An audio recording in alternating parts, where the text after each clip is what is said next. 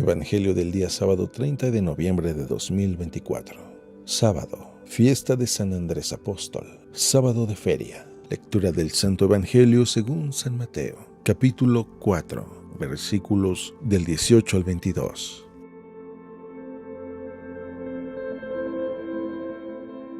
Una vez que Jesús caminaba por la ribera del mar de Galilea, vio a dos hermanos, Simón llamado después Pedro y Andrés, los cuales estaban echando las redes al mar porque eran pescadores. Jesús les dijo: «Síganme y los haré pescadores de hombres». Ellos inmediatamente dejaron las redes y los siguieron. Pasando más adelante vio a otros dos hermanos, Santiago y Juan, hijos de Zebedeo, que estaban con su padre en la barca, remendando las redes, y los llamó también. Ellos, dejando enseguida la barca y a su padre, lo siguieron.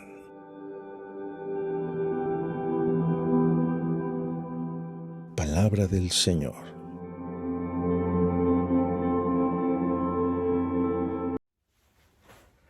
Muy buenos días.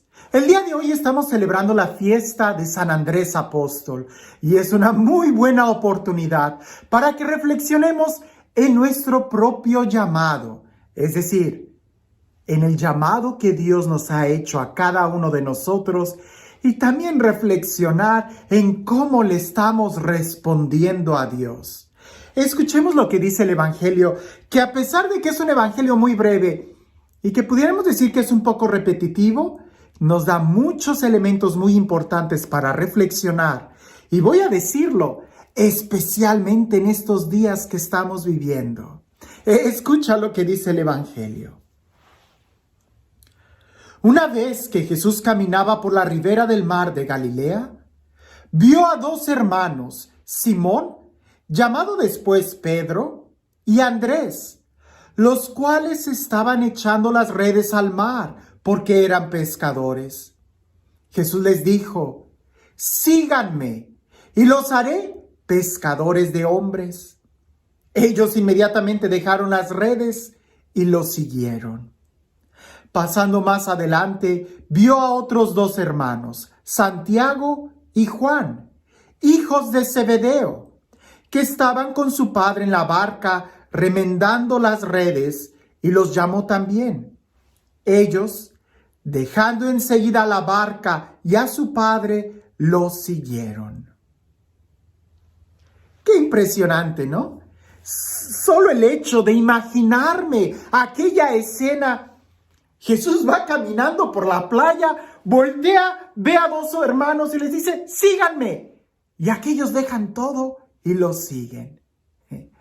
Claro, es muy posible, y alguno de los santos padres ha comentado que es muy posible que ya hayan escuchado antes predicar a Jesús. Incluso en el Evangelio de San Juan pareciese que el llamado de los discípulos está en otro tiempo. Así que ellos pudiéramos imaginar que de una u otra forma ya habían oído a Jesús, ya sabían quién era aquel pobre de Nazaret que iba caminando y que los llama. De tal manera que en su interior sienten ese fuego, esa atracción irresistible que aquel pobre de Nazaret hacía y cautivaba a los demás. Sin dudarlo, dejan todo y lo siguen.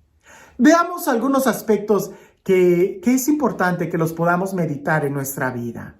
Porque la primera pregunta que nos sale es: ¿cuántas veces Jesús llamó a sus discípulos? ¿Y cuántas veces ellos lo siguieron? Alguien pudiera decir: pues ¿una sola vez? No, detente, reflexiona, porque el texto no es «vengan aquí», sino «síganme». Y Jesús está en movimiento, lo que implica es que el hecho de seguir a Jesús no es de un solo momento. Si Jesús les hubiera dicho «vengan aquí», bueno, pues vamos ahí y ya.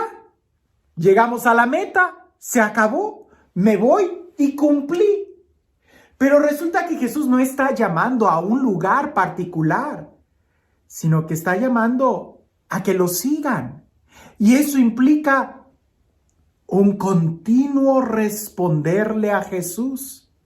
Porque si se me llama a estar en un lugar particular, yo termino la misión cuando llego a ese lugar, cuando llego a la meta. Pero cuando se trata de seguir a Jesús, llego a un lugar, pero no es ese lugar. El lugar es donde está Él. Y si Él se mueve, yo me muevo. Lo que implica que continuamente tengo que dejar el lugar en donde estoy para seguirlo. Y esto es muy interesante porque aunque el llamado que Dios hace es una vez, sígueme, la respuesta es muchas veces. Se le tiene que responder al Señor en cada momento, en cada día, en cada situación, en cada jornada. Lo que implica que el llamado que Dios nos hace es muchas veces. Todos los días y a cada momento es una oportunidad para seguir respondiendo al Señor y seguir avanzando hacia Él. Ahora, ¿cuánto dejaron los apóstoles? Sabemos por otro evangelio que no habían pescado mucho. Al parecer no eran grandes, exitosos empresarios de la pesca. No, eran pescadores de barca, de red. Y muy posiblemente no muy buenos o no les estaba yendo muy bien. Alguien con malos pensamientos pudiera pensar, pues no dejaron mucho, es decir, ¿qué tanto abandonaron? ¿Qué tanto dejaron? Pues no mucho, muy poco. Pero lo interesante no es lo que dejas, no es cuánto dejas, sino más bien cuánto amas para poder seguir a Jesús. Porque ciertamente cualquiera que sea la cantidad que estuvieras tú dejando, sea una red, sean 5 redes, sean una embarcación grande, sea toda una empresa, al lado de la persona de Jesús, eso es nada. Es decir, no importa lo que estés dejando, lo que en realidad importa es el amor que le tienes a Jesús.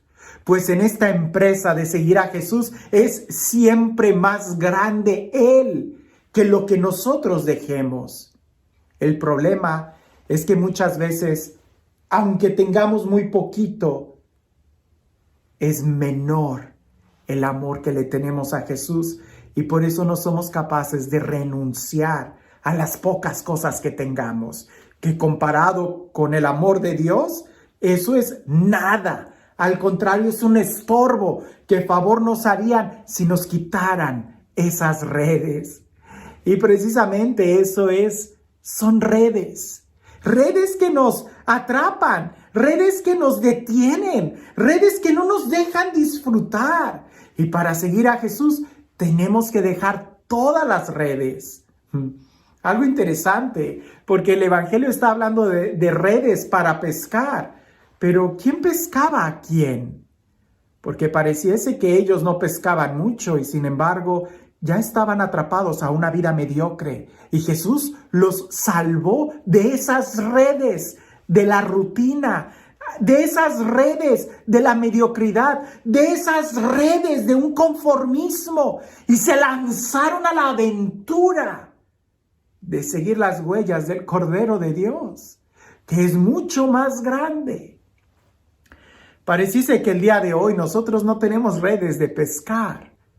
Lo que tenemos son unas redes sociales que muchas veces nos atan y nos impiden disfrutar la vida. Para seguir a Jesús también hay que dejar esas redes a un lado. Y como decía un padre, cuando entres a la capilla, no entres con el celular. Que ten la seguridad que Dios no necesita el celular para hablarte. Dejemos esas redes y sigamos a Jesús.